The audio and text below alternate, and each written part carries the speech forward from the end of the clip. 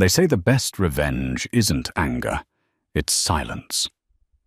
But in this case, the best revenge was walking down the red carpet of the Met Gala, on the arm of the man who owned her ex-husband's debt. When Derek Reynolds signed the divorce papers, he tossed a ballpoint pen at his wife Sarah and told her she was expired goods. He laughed as he drove away in his Porsche with his 23-year-old assistant. He thought the story ended there. He thought he had won. But he didn't know that Sarah had a secret weapon, a meeting that would change the landscape of New York real estate forever. This is the story of how a discarded wife became the queen of the empire her husband thought he ruled. The air conditioning in the conference room on the 42nd floor of the Sterling and Cooper building was set to a freezing 65 degrees. It was a power move. Everything Derek did was a power move. Sarah Reynolds sat on one side of the mahogany table, her hands folded tightly in her lap to stop them from shaking. She was wearing a beige cardigan that had seen better days and a pair of trousers she had bought at Target. Across from her, Derek looked like he had just stepped out of a GQ spread. His navy bespoke suit was sharp enough to cut glass, and the Patek Philippe watch on his wrist cost more than Sarah's parents had made in their entire lives. "Let's wrap this up," Derek said, checking the time. "I have a tea time at the Hamptons at 3. Tiffany hates it when I'm late." The mention of her name, Tiffany, sent a sharp spike of nausea through Sarah's stomach.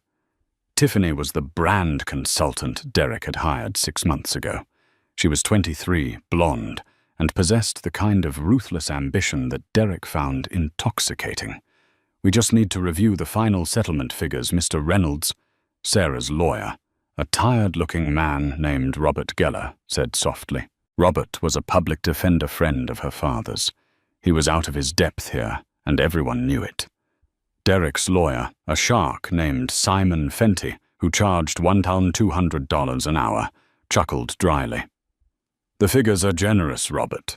Extremely generous.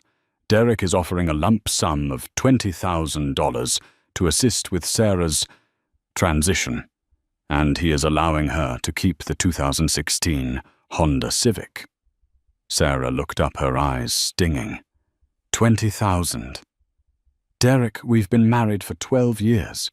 I worked 2 jobs to put you through business school. I edited every single proposal you sent to investors for the first 5 years of your company. That company is worth millions now." Derek leaned forward, a cruel smirk playing on his lips. His eyes, once the warm hazel she had fallen in love with, were now cold and hard like polished stones. "Correction, Sarah," Derek said, his voice smooth and condescending. "The company is worth multi-millions, and you typed a few emails. You made coffee. Don't confuse being a glorified secretary with being a partner. You were an investment I made that didn't yield a return. You're plain, you're unambitious, and frankly, you're boring. I've outgrown you." He pulled a checkbook out of his jacket pocket. He scribbled something, ripped the check out, and slid it across the polished wood. It landed right in front of her. "Here," Derek said. "I added an extra $5,000. Call it a severance package. Now sign the papers and get out of my life. I have a legacy to build, and I can't do it with an anchor around my neck." Sarah stared at the check. $25,000. For 12 years of her life. For the nights she stayed up helping him memorize his pitches. For the times she held him while he cried because he thought he was going to fail. She looked at Simon Fenty, who was smirking. She looked at Robert, who looked defeated. And then something inside her snapped. It wasn't a loud snap. It was quiet. It was the sound of a bridge burning. She didn't scream. She didn't cry. She picked up the pen. "You're right, Derek," Sarah said, her voice surprisingly steady. "I was an investment. And you're right about something else, too. You have a legacy to build." She signed the paper with a flourish. "Just remember," she whispered, sliding the papers back. "Be careful who you step on while you're climbing up. They might be the ones holding the ladder." Derek laughed, a loud barking sound that echoed in the empty room. "Oh, honey, you aren't holding the ladder. You're just part of the pavement." He stood up, buttoning his jacket. He didn't look back as he walked out the door. Sarah watched him go. She took the check, folded it neatly, and put it in her purse. She walked out of the skyscraper and into the rainy streets of Manhattan. She stood on the corner of 5th Avenue and 48th Street, the rain soaking her beige cardigan. She felt small. She felt invisible.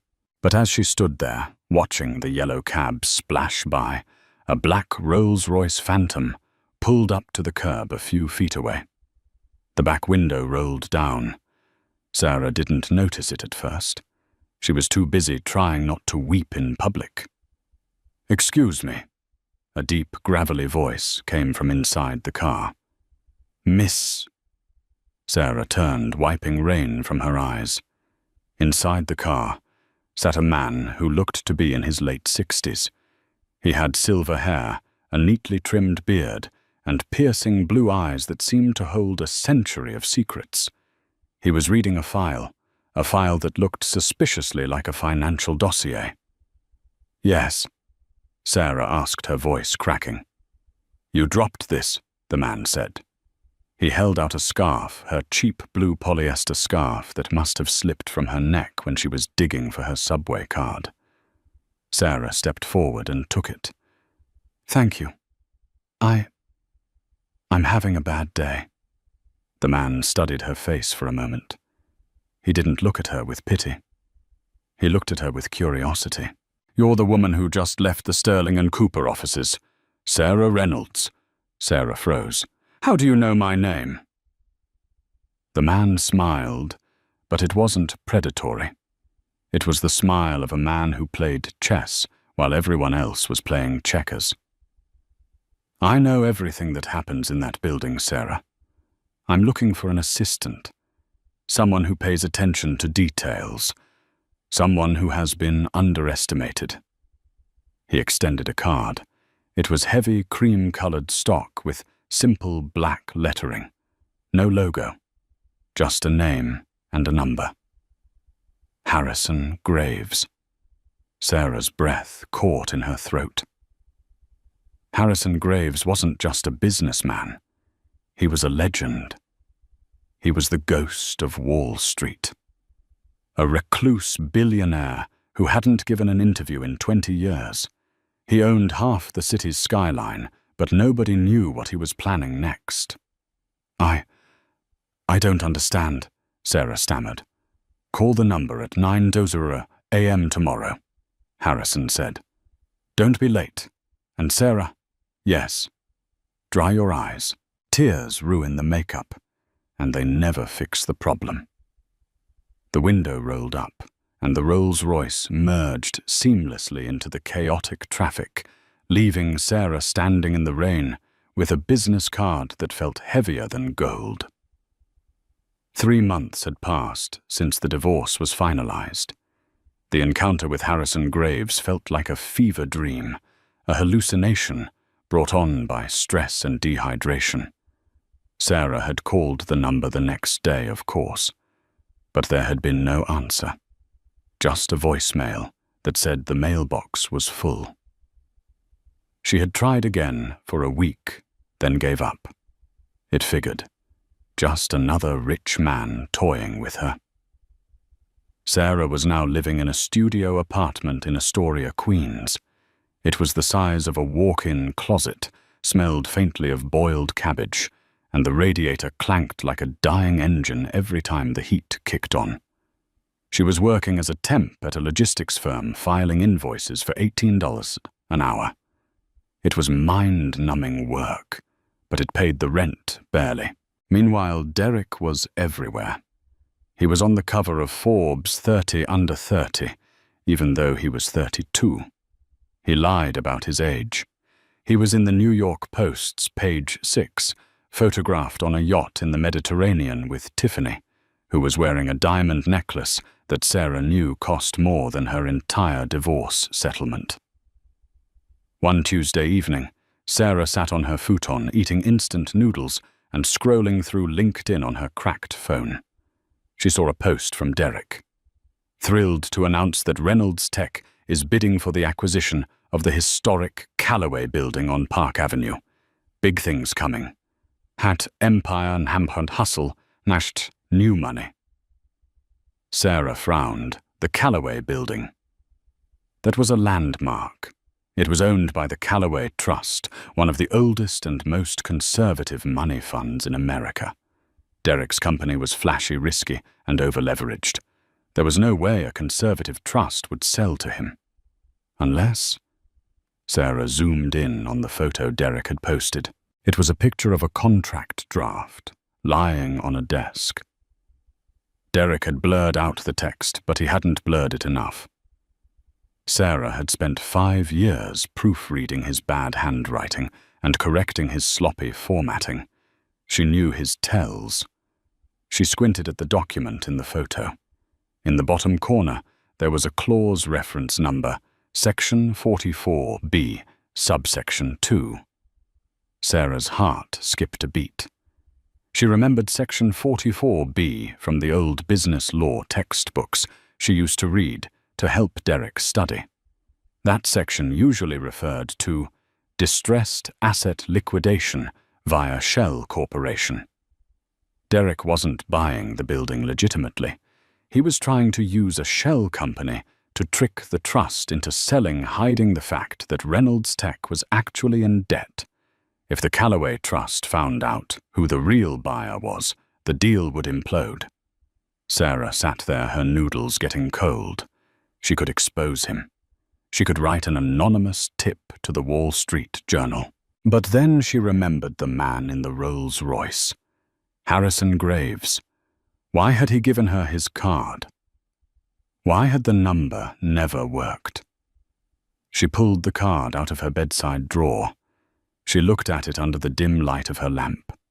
She turned it over. On the back, written in extremely faint pencil, so faint she had missed it for 3 months, was a sequence of numbers, not a phone number. 40 7484 DARE. N 73.9857 DARE. 10:00 p.m. Tuesday. Sarah looked at her phone. It was Tuesday. It was 9:15 p.m. She typed the coordinates into Google Maps. The Empire State Building.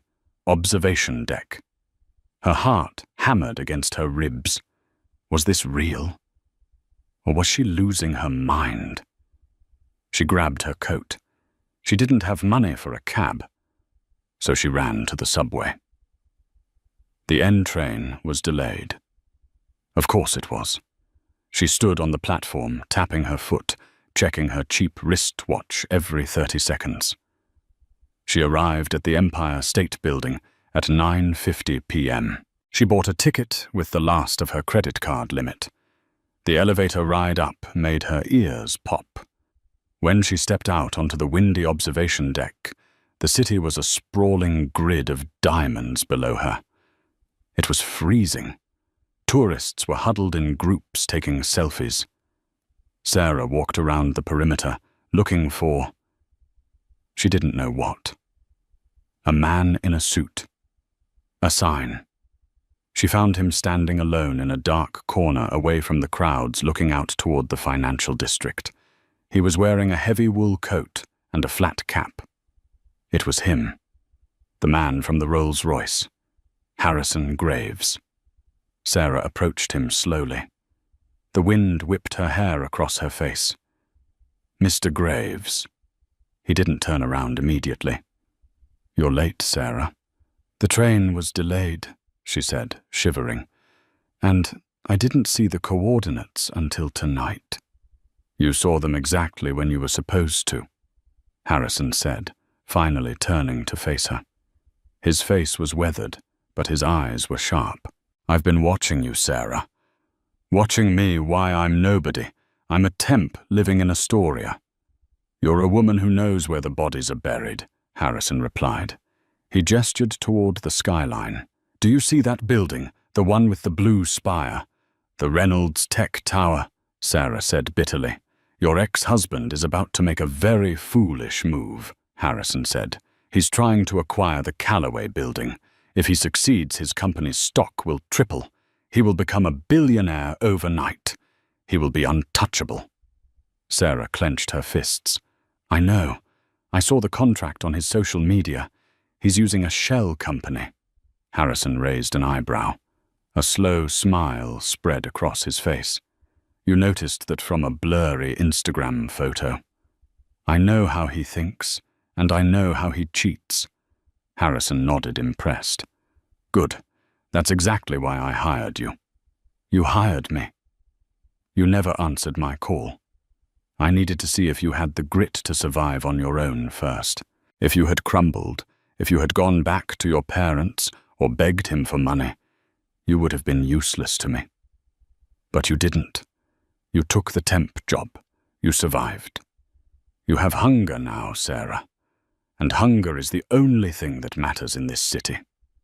He reached into his coat pocket and pulled out a thick envelope. "Inside this envelope is a job offer, not as an assistant, but as a consultant for Graves International. Your salary will be $250,000 a year, starting immediately. You will have a wardrobe allowance, a company car, and an apartment in Chelsea." Sarah stared at the envelope, terrified to touch it. "What do I have to do?" Harrison stepped closer, his voice dropping to a conspiratorial whisper. "I am the majority shareholder of the Callaway Trust. Derek Reynolds is trying to buy my building using a fake name. He thinks he's tricking a bunch of old men. He doesn't know he's trying to steal from me." Harrison's eyes gleamed in the darkness. "I want you to be the face of the negotiations, Sarah. I want you to walk into that boardroom as my representative. I want you to sit across from Derek and his little girlfriend, and I want you to destroy him. Not with anger, but with the one thing he lacks." "What's that?" Sarah asked, her voice trembling with a mix of fear and adrenaline. "Competence," Harrison said. "Are you in?" Sarah looked out at the city. She thought about the $25,000 check. She thought about expired goods. She thought about the rain. She reached out and took the envelope. It felt heavy. It felt like a weapon. "When do we start?" Sarah asked. "Tomorrow," Harrison said. "First, we need to get you some new clothes. You can't kill a king wearing a beige cardigan." The next morning, a Lincoln Navigator was waiting outside Sarah's crumbling apartment building in Astoria. The driver, a man with a neck as thick as a tree trunk, didn't say a word. He simply opened the door. Sarah left her keys on the kitchen counter of the studio apartment. She left the futon. She left the half-eaten noodles. She brought nothing but her purse and the clothes on her back. Harrison had been clear. "The woman Derek Reynolds divorced no longer exists. Do not bring her ghosts with you." The car didn't take her to an office. It took her to the Carlisle Hotel on the Upper East Side. Harrison Graves had rented out the entire royal suite for the week. When Sarah entered the living room, looked less like a hotel suite and more like a war room combined with a high-end boutique. Racks of clothing lined the walls, structured blazers, silk blouses, cashmere coats, and dresses that looked like liquid architecture. On the coffee table lay stacks of binders, financial reports, and blueprints. Harrison was standing by the window sipping an espresso. Next to him stood a tall, severe-looking woman with silver hair pulled back into a tight chignon. "Sarah," Harrison said, turning around. "Meet Beatrice. She was the personal stylist for the last 3 First Ladies of France. She is going to help you find your armor. Beatrice looked Sarah up and down with critical surgical precision. She didn't smile. She walked around Sarah, tugging at the loose fabric of her cardigan, shaking her head at the scuffed flats. Posture, Beatrice said, her voice sharp. You stand like an apology. Shoulders back, chin up. Sarah straightened her spine. I'm not used to this. That is the problem, Beatrice said. Rich men like your ex-husband smell insecurity, like sharks smell blood. If you walk into a room looking like you expect to be asked to leave, they will ask you to leave. You must walk in as if you own the oxygen they breathe. For the next 3 days, Sarah underwent a transformation that was as psychological as it was physical. It wasn't just about makeup and hair, though there was plenty of that. Her mousy brown hair was cut into a sharp-angled bob and dyed a rich, dark chestnut that caught the light. Her skin was exfoliated, hydrated, and polished until she glowed. But the real work happened in between the fittings. While Beatrice pinned hemlines on Chanel suits and adjusted the fit of Tom Ford trousers, Harrison drilled Sarah on the financials. Why is Derek desperate for the Callaway building? Harrison asked, pacing the room. Sarah looked up from a dossier, her eyes tired but focused. Because his flagship software, Reynolds Cloud, is failing. The churn rate is 40%. He's bleeding cash. He needs the Callaway building because it sits on top of a massive fiber-optic hub that the city installed in the 90s. If he buys the building, he owns the hub. He can pivot from software to infrastructure and save his company. Correct, Harrison said, slamming his hand on the table. He's desperate, but he's hiding it. He's presenting this deal as a luxury expansion. He's lying to the shareholders. So I exposed the lie, Sarah asked. No, Harrison corrected her. You let him lie. You let him think he's getting away with it. And then, when he's committed, you change the terms. You squeeze him. By the 4th day, Sarah looked in the full-length mirror and gasped. The woman staring back wasn't the tired housewife who had begged for a fair settlement. She was sharp, sleek, and dangerous. She wore a midnight blue Armani power suit that fit her like a second skin. Her lips were painted a deep crimson. On her feet were Louboutin heels, sharp enough to puncture a tour or an ego. Harrison walked up behind her, watching her reflection. Derek Reynolds owes the Callaway Trust, and by extension, me a meeting to finalize the purchase, Harrison said quietly. He thinks he's meeting with a senile board of trustees. He thinks he's going to bully them into a low-ball offer. He handed Sarah a leather portfolio. Inside is the power of attorney. For the duration of this negotiation, you are the voice of the Callaway Trust. You have absolute authority. Sarah ran her fingers over the leather. Her hands weren't shaking anymore. What if he recognizes me? Sarah asked. He will simply laugh. He'll tell me to go fetch him coffee. Harrison smiled, a cold, predatory glint in his eyes. Let him laugh. Laughter is a distraction. While he's laughing, you'll be cutting his throat.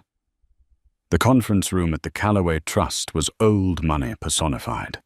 The walls were lined with oak paneling. The carpet was thick Persian wool, and the portraits of dead industrialists stared down judgmentally from gold frames. Derek Reynolds sat at the head of the table, checking his reflection in the screen of his phone. He looked bored. Next to him sat Tiffany. She was wearing a bright pink dress that was far too short for a corporate meeting and chewing gum with her mouth slightly open. How long do we have to wait? Babe, Tiffany whined, scrolling through TikTok. We have reservations at Nobu at 8. Relax, Tiff, Derek said, spinning a pen between his fingers. These old guys move at a glacial pace. They probably had to stop for a nap on the way to the meeting. We just need them to sign the preliminary agreement. Once I have the building, we can gut this place. Turn it into a modern glass box. Get rid of this smell of dust and poverty. Simon Fenty Derrick's lawyer looked nervous. Derrick, be careful. The Callaway Trust is notoriously difficult. We still don't know who the new majority stakeholder is. Rumor has it the old board was bought out last month. Does it matter? Derrick scoffed. Everyone has a price. I'm offering them 20% above market value. They'd be idiots to say no. Besides, I have the financing lined up through the shell company in the Caymans. They'll never know Reynolds Tech is the one buying it. The heavy double doors at the far end of the room clicked. Showtime, Derrick whispered, winking at Tiffany. Watch me work. The doors swung open, but instead of a group of elderly men in tweed jackets, a single woman walked in. The room fell silent. The woman was flanked by two assistants, men in black suits who carried briefcases. But nobody looked at them. All eyes were on her. She walked with a stride that commanded attention. The click-clack of her heels on the parquet floor sounded like gunshots. She carried herself with an air of absolute indifference to the people in the room. She reached the opposite end of the long table, pulled out the leather chair, and sat down. She didn't look at Derrick. She opened her portfolio, took out a gold fountain pen, and placed it neatly on the table. Only then did she look up.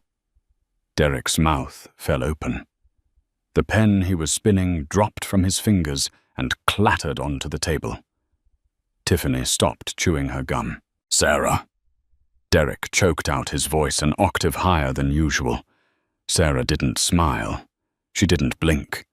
She looked at him as if he were a smudge on a window pane. Good afternoon, Mr. Reynolds, she said. Her voice was different. It was lower modulated, devoid of the desperate warmth it used to hold. I apologize for the delay. Traffic on Park Avenue was dreadful. Derrick stood up, his face flushing red. Is this a joke? How did you get in here? Security? He looked around for a guard. Who let my ex-wife in, Sarah? If you're here to beg for more money, you're violating the restraining order clause in the settlement. Sit down, Derrick, Sarah said. She didn't shout. She just said it with such authority that Derrick's knees instinctively buckled, and he sat. I am not here as your ex-wife, Sarah continued, opening a file. I am here representing the Callaway Trust. My employer, the majority shareholder, has granted me full power of attorney to adjudicate this potential sale. You... Tiffany laughed, a shrill, grating sound. You used to clip coupons for laundry detergent. You're representing a billion-dollar trust. Please, who are you sleeping with? Sarah slowly turned her gaze to Tiffany. The look was so withering that Tiffany actually shrank back in her chair. Miss, I'm sorry, I don't believe you're listed on the meeting agenda, Sarah said coolly. This is a closed negotiation for principals only. Unless you are a legal counsel or a financial auditor, I'll have to ask you to wait in the lobby. There are coloring books available if you get bored. Tiffany gasped. Derrick, are you going to let her talk to me like that? Derrick was still reeling. He looked from Sarah to Simon Fenty. Simon, is this legal? Can she do this? Simon was pale. He was looking at the documents Sarah's assistant had just slid across the table. Derrick, she has the seal. It's legitimate. She is the proxy. Derrick swallowed hard. He adjusted his tie, trying to regain his composure. He forced a laugh.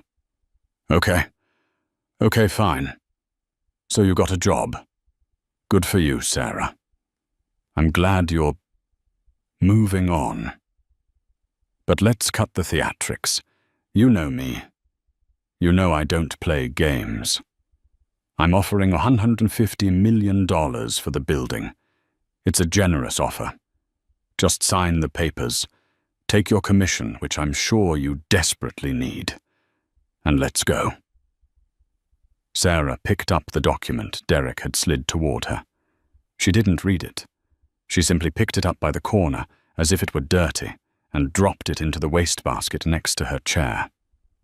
The thud of the paper hitting the metal bin echoed in the silence. "The price is $200 million, Sarah said calmly. 200, Derek shouted, standing up again. That's insane. The valuation is 140 at best. You're just doing this out of spite because I left you.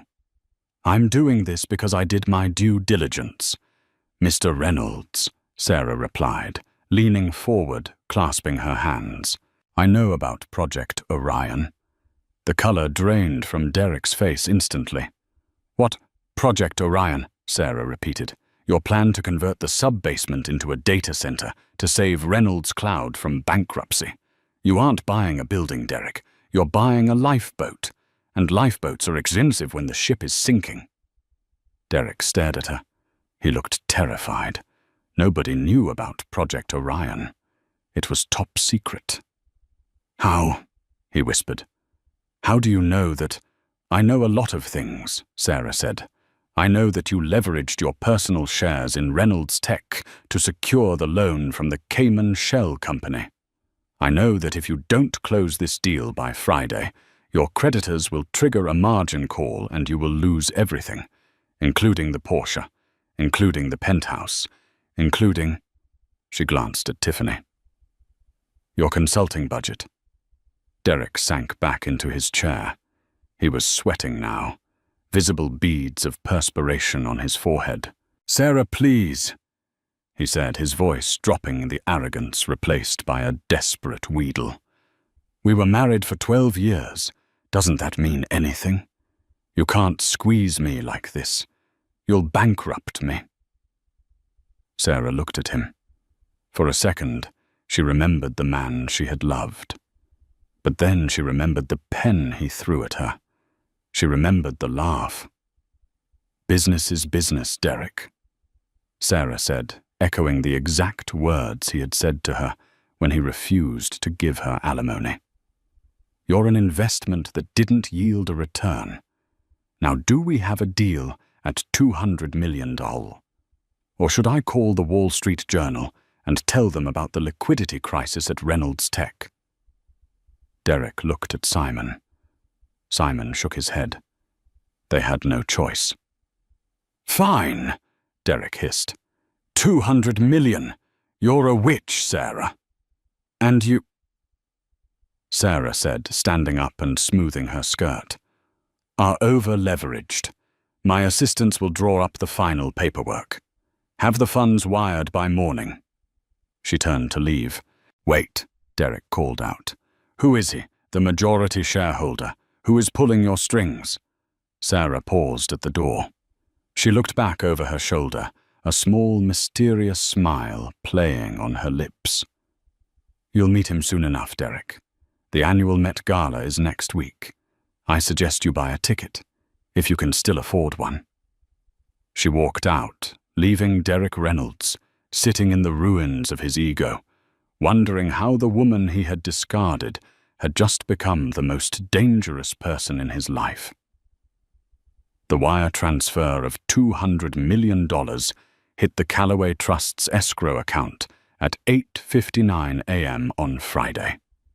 Derek had made the deadline by 1 minute. Back at the Reynolds Tech headquarters, the mood was funereal. Derek sat in his office staring at his computer screen. His face was grey. To raise the capital, he had done the unthinkable. He had liquidated his personal stock options and taken out a high-interest emergency bridge loan from a private equity firm in Zurich called Chimera Capital. The terms of the loan were predatory. If Reynolds Tech's stock dipped below $45 a share for more than 3 consecutive days, Chimera Capital had the right to seize Derek's controlling stake in the company. It doesn't matter, Derek muttered to Simon Fenty, who was pacing the room nervously. We own the building now. We own the fiber optic hub. Once we announce the acquisition, the stock will soar to $80. We'll pay off the Swiss loan in 2 weeks. But, Sarah, Simon started. Don't speak her name, Derek snapped, sweeping a crystal vase off his desk. It shattered against the wall. She got lucky. She's a puppet. Someone is using her to get to me. I need to know who. Did the PI find anything? Simon hesitated. We tracked her movements. She's staying at the Carlyle. She's been seen entering and exiting the Graves International building. Derek froze. Graves, Harrison Graves. We don't know for sure, Simon said quickly. Graves has been off the grid for years. Some people think he's dead, but his company is still active. If Sarah is working for Graves... Derek laughed, but it was a nervous, jagged sound. Impossible. Harrison Graves only hires Ivy League prodigies and former CIA analysts. He wouldn't hire a community college dropout like Sarah. She's probably sleeping with some mid-level executive there. That's her ceiling. He stood up, adjusting his cuffs. Forget her. Tonight is the Met Gala. We are going to walk that carpet, announce the acquisition to the press, and show the world that Reynolds Tech is the future. Make sure Tiffany wears the red dress. We need to look like royalty. Across town, in the penthouse suite of the Carlyle, the atmosphere was very different. Sarah stood on a pedestal, while a team of seamstresses made final adjustments to her gown.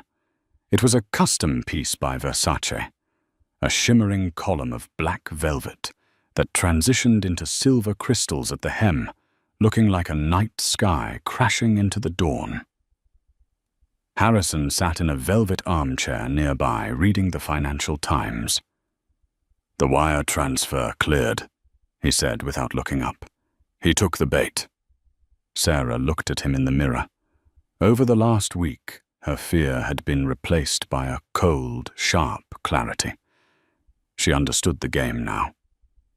He borrowed from Chimera Capital, Sarah said. I saw the filing this morning. Harrison lowered the newspaper and smiled. It was the smile of a wolf watching a sheep wander away from the herd. Do you know who owns Chimera Capital, Sarah? Sarah paused. She thought about the web of shell companies, the offshore accounts, the invisible strings that Harrison pulled from the shadows. You do, she whispered. Correct, Harrison said. I lent him the money to pay me.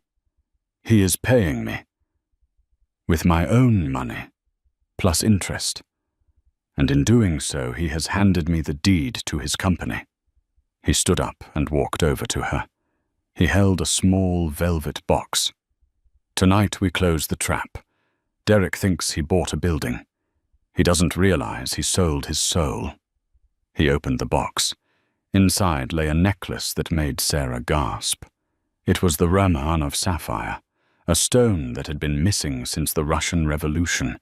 It was worth more than Derek's entire life. Wear this, Harrison said softly. Tonight you aren't just Sarah Reynolds, the divorcee. Tonight you are the Queen of New York, and a queen never bows. Sarah allowed him to clasp the heavy, cold gems around her neck. She looked at her reflection. The woman in the mirror was terrifyingly beautiful. She was powerful. She was ready. Let's go, Sarah said. I believe my ex-husband is expecting a reunion. The Metropolitan Museum of Art was a fortress of light and noise. Flashbulbs popped like strobes, blinding and relentless. The red carpet was a river of celebrity wealth and ego. Derek Reynolds stepped out of his limousine with Tiffany on his arm. He forced a wide, confident smile for the cameras. Derek. Is it true you bought the Callaway building? A reporter from CNBC shouted. Derek stopped posing for the perfect angle. It's true, he announced, his voice booming. Reynolds Tech is expanding. We are reshaping the skyline. The future is here. Tiffany giggled, waving at the cameras, desperate for attention.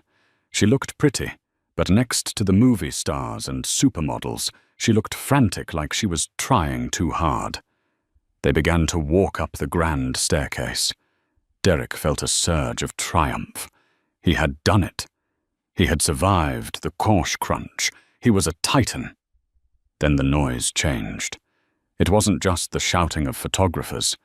It was a collective gup, a hush that rippled through the crowd, followed by a frantic explosion of camera shutters that sounded like a machine gun battle. "Who is that?" someone whispered. "Is that? No, it can't be." Derek turned around at the top of the stairs to see what was distracting the press from him. A vintage black Rolls-Royce had pulled up. The door opened. First, a woman stepped out. She was stunning. The black velvet dress hugged her curves, the silver crystals catching the flashbulbs like diamonds. Her hair was sleek, her makeup flawless. Around her neck, the massive sapphire pulsed with a deep blue fire. Derek squinted. It took his brain 3 seconds to process the visual data. Sarah.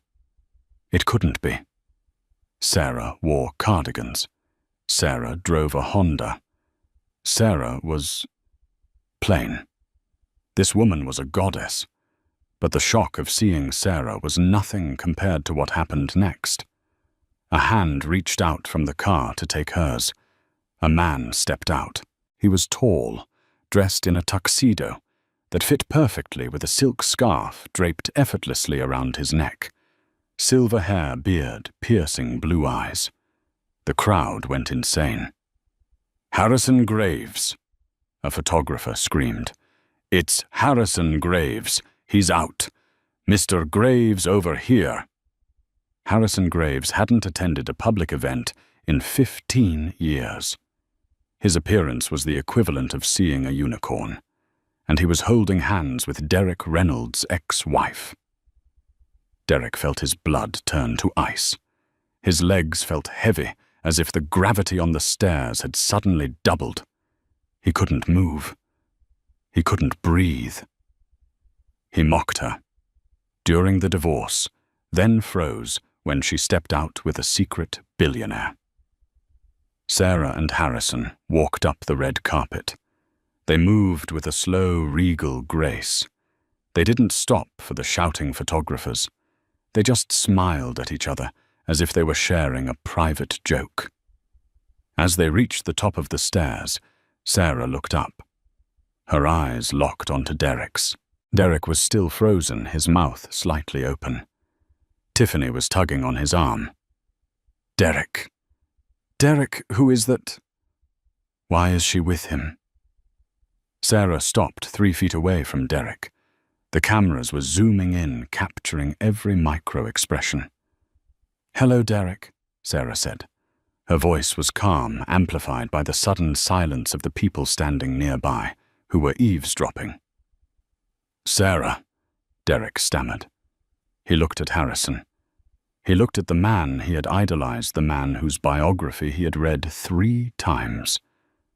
"Mr. Graves, I'm honored.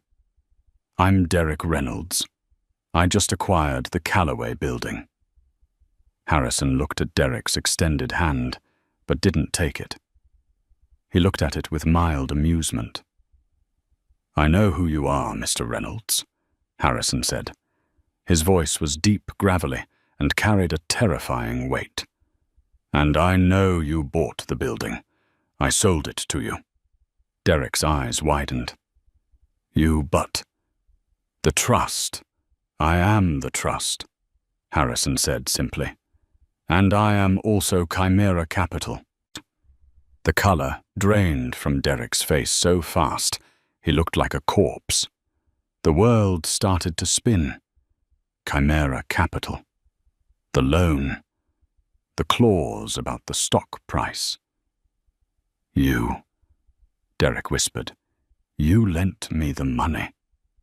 "I did," Harrison nodded. "And I'm afraid I have some bad news, Derek.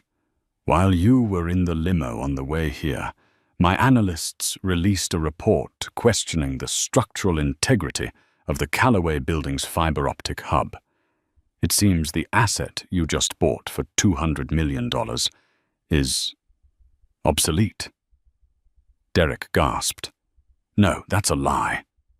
It's the market, Harrison shrugged. Reynolds' tech stock dropped 12% in after-hours trading. It's currently sitting at 44.50 cents. Derek grabbed the railing to steady himself. 44.50. That was below the threshold. The loan, Derek choked out. The default clause. It triggered 10 minutes ago, Sarah interjected softly.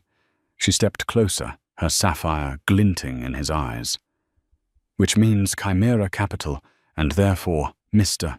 Graves now owns the controlling stake in Reynolds Tech. She leaned in close enough that only Derek could hear her. You told me I was expired goods, Derek. You told me I wasn't a partner. You were right. I'm not a partner. I'm the boss. She pulled back and smiled a genuine, dazzling smile for the cameras flashing away in the background. Enjoy the party, Derek. Try the champagne. I hear it's expensive. But don't worry. My company is paying for it. Sarah took Harrison's arm. Shall we, Harrison? We shall, my dear, Harrison said. They walked past Derek, entering the great hall of the museum. Derek stood alone at the top of the stairs, the flashing lights blinding him. Tiffany screaming at him to explain what was happening, his empire turning to dust in the cool night air. He had wanted to be a legend, and he was. He would go down in history as the man who lost everything because he underestimated his wife. The morning after the Met Gala, the sun rose over New York City with a cruel indifference. For Sarah, the light streaming into the penthouse suite at the Carlyle felt warm and promising. For Derek Reynolds, it felt like an interrogation lamp. He hadn't slept. He had spent the night in his office, or rather outside of it, when he had tried to swipe his keycard at the Reynolds Tech lobby turnstile at 2:00 a.m. The light had flashed red. Access denied.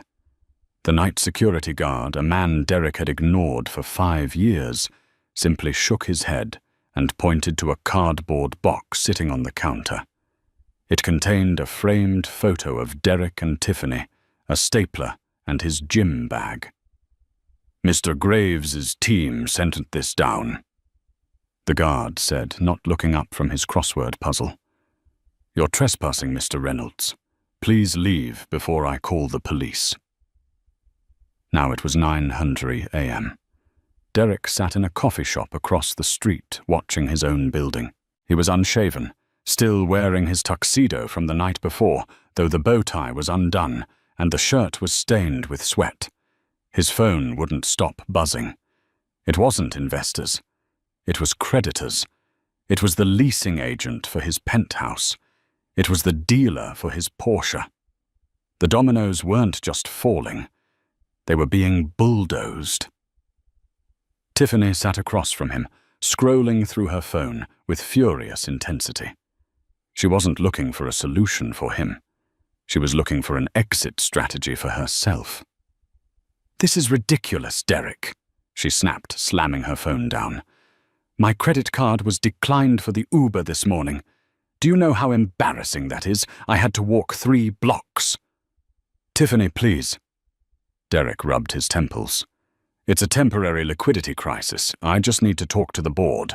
I need to explain that Graves tricked me. It's corporate espionage. I can sue. Sue with what money? Tiffany hissed. I read the news, Derek. Chimera Capital owns 51% of the stock. They executed the clause. You don't own the company anymore. You don't own anything. She stood up, grabbing her limited edition handbag. Where are you going? Derek asked, panic rising in his chest. I'm going to my sister's, she said cold. And then I'm going to change my relationship status. I signed up for the yacht life, Derek, not the subway life. Don't call me until you're rich again." She walked out. Derek watched her go. He didn't chase her. He was too tired. He realized with a sinking feeling that he didn't miss her. He missed the validation she gave him. He missed feeling like a winner. 2 hours later, the emergency board meeting began on the top floor of the Reynolds Tech Tower. The conference room was packed. The minority shareholders, the executives, the legal teams, everyone was there. The air was thick with tension. Derek burst into the room. He had managed to talk his way past security by claiming he had personal effects to retrieve. He looked manic. "Listen to me," he shouted, standing at the head of the table. "You can't let this happen. Harrison Graves is a predator. He manipulated the stock price. This is a hostile takeover." "Sit down, Mr. Reynolds." A calm voice cut through his hysteria. Sarah walked in. She was wearing a white suit today, crisp, clean, and authoritative. She didn't look like a vengeful ex-wife. She looked like a CEO. Harrison Graves walked a step behind her, acting as her silent enforcer. Sarah took the seat at the head of the table, Derek's seat. Derek stood there, trembling, unsure of what to do. "Mr. Reynolds is no longer an employee or an officer of this company," Sarah announced to the room. Her voice was steady, projecting to every corner. "As the representative for Chimera Capital, the new majority owner, I am here to restructure." She slid a folder across the table toward Derek. "What is this?" Derek whispered. "Your severance," Sarah said. "It's a check for $25,000. The room went silent. A few executives covered their mouths to hide their shock. It was the exact amount Derek had given her. "And," Sarah added, "we are allowing you to keep the lease on the 2022 Porsche, though you will have to make the payments yourself starting next month." "You can't do this," Derek cried, tears finally spilling over. "I built this I am Reynolds Tech." "You were Reynolds Tech," Sarah corrected him. "But you forgot the most important rule of business, Derek.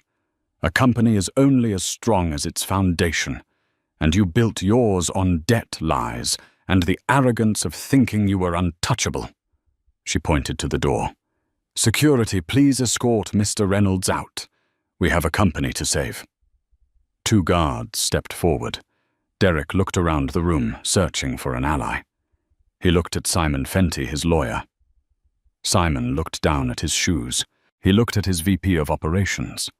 The man pretended to study his notes. Nobody moved to help him. Derek Reynolds, the young visionary, the disruptor, was led out of the room by his arms, sobbing. As the heavy glass doors closed behind him, Sarah didn't watch him go. She was already looking at the quarterly projections. "Now," Sarah said, addressing the board, "let's talk about the fiber optic hub. I have a plan to modernize it without bankrupting us." Harrison Graves smiled from the corner of the room. He had been right. She didn't just have hunger. She had vision. 6 months later. The charity gala for the New York Literacy Fund was the event of the season. The ballroom of the Plaza Hotel was filled with the city's elite. Sarah stood on the balcony holding a glass of champagne. She looked out over Central Park. Her life had stabilized. She was the CEO of the newly rebranded Graves Reynolds Industries.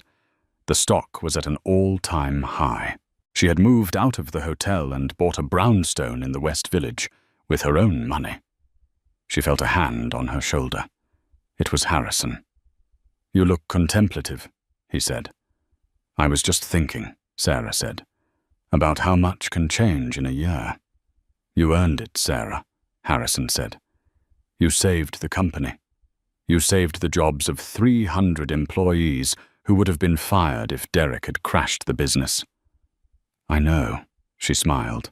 "It feels good to be competent." "Speaking of Derek," Harrison said, nodding toward the street below, "I heard he's working again. Oh, he's a consultant for a mid-range paper supply company in New Jersey. I believe he drives a Honda Civic now. Sarah laughed. It wasn't a cruel laugh. It was a light, airy sound.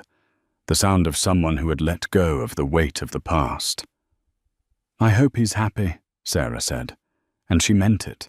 She didn't need him to suffer anymore. His irrelevance was punishment enough. I have a proposition for you, Harrison said, turning her to face him. The London branch needs an overhaul. I'm too old to fly across the Atlantic every week. I need a partner, a full partner, 50-50. Sarah looked into his eyes. They were still sharp, but they were warmer now. Over the last 6 months, their mentorship had grown into a deep, unshakable bond. London, Sarah mused. I've always liked London in the fall. Then it's settled, Harrison said, raising his glass. To new beginnings. To holding the ladder, Sarah replied, clinking her glass against his. She took a sip of champagne and looked back at the city lights. She was no longer the woman standing in the rain, crying over a check. She was Sarah Reynolds, and she was just getting started. What a roller coaster of karma. Derek thought he could toss Sarah aside like trash, but he didn't realize that in the game of life, the queen is the most powerful piece on the board. Sarah didn't just get revenge. She got justice, success, and a whole new life, proving that the best comeback is massive success.